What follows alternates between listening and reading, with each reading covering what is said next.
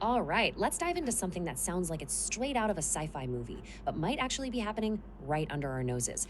It's the idea that the internet as we know it is already a ghost, and we're just scrolling through the memories. Take a look at this number 99%. It seems impossibly high, right? But what if I told you this could be the future of the internet? A future that's just a couple of years away.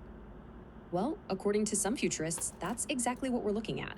They're projecting that with the absolute explosion of generative AI, somewhere between 99 and 99.9% of all online content could be made by AI by 2026. And we're not just talking about more spam in your inbox. We're talking about a fundamental shift where the internet becomes a conversation between machines. So that leads to this really unsettling question, doesn't it? Are we already too late? Has the human driven internet we all grew up with quietly been replaced by a synthetic copy? Let's dig in and see.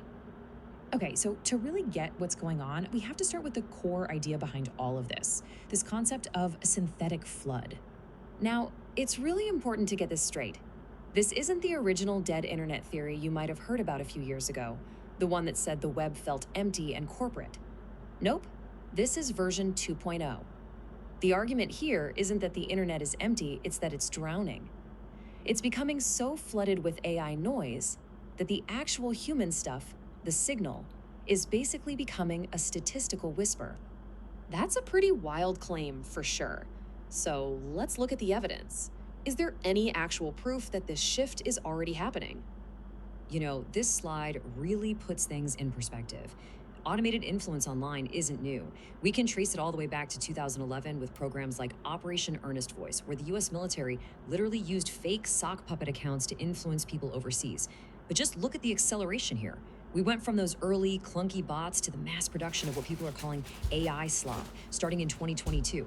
And now we're looking ahead to 2026, which is projected to be the era of fully autonomous bots just running the show themselves.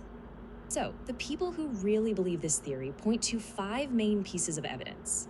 You've definitely seen the first one. All that bizarre AI slap, like images of shrimp Jesus clogging up your feeds. But beyond the weirdness, there's hard data.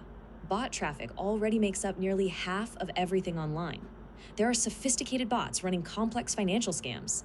And then there's just that feeling, that empty room feeling where your feed just feels repetitive and soulless. And this number really hammers it home. A 2023 report found that web traffic was already almost a 50-50 split between humans and bots. Now think about that for a second. This was before the huge explosion of tools like ChatGPT really went mainstream. If that was the baseline back then, that 99% prediction suddenly starts to feel a lot less like science fiction, right? And these bots, they're not just sharing weird art. They are building their own little shadow economy. I mean, look at this. We've got AI voice bots calling customer service lines around the clock, just probing for weak spots to pull off refund scams. At the very same time, other bots are creating fake shipping labels and pictures of damaged products to get fraudulent refunds. It's a whole bot-to-bot economy, operating completely without any human oversight. But, and this is a big but, there's a fascinating twist in this whole story. A lot of the recent panic around this theory has been fueled by one single viral statistic. And tracking down that statistic, well, it leads us to a bit of a mystery. You have almost certainly seen this claim somewhere.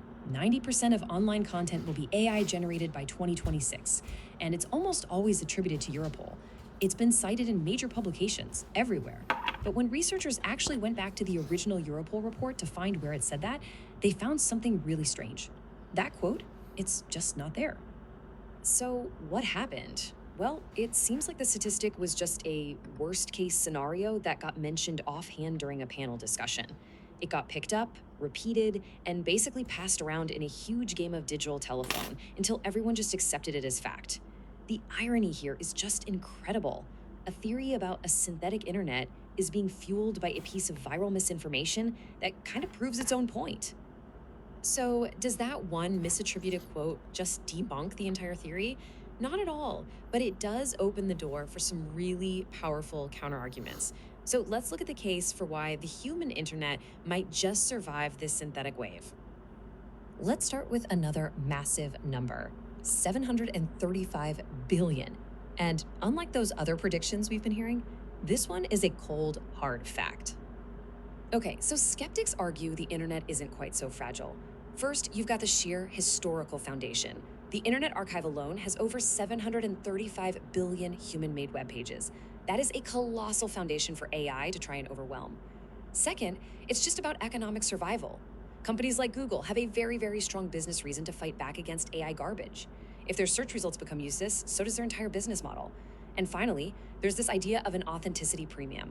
The more synthetic and fake the world gets, the more we crave something real.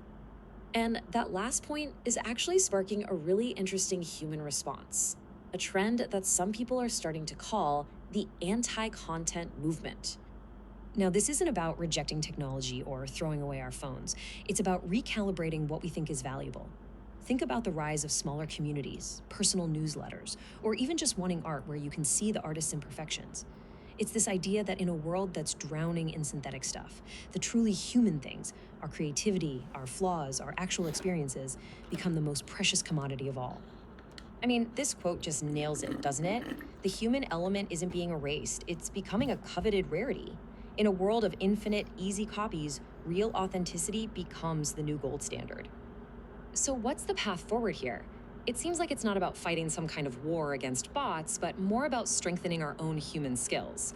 First, we've got to cultivate media literacy, the ability to actually question and evaluate what we see online. Second, we need to foster real communities where we can have open dialogue. And finally, we need to elevate human curation, valuing the actual people who fact check and provide the context and trust that an algorithm just can't. Ultimately, the dead internet theory, whether it turns out to be 100% true or not, it forces us to ask a really fundamental question. As our digital world gets more and more synthetic, we all have to decide for ourselves what the real value of authenticity is. What is it worth to you?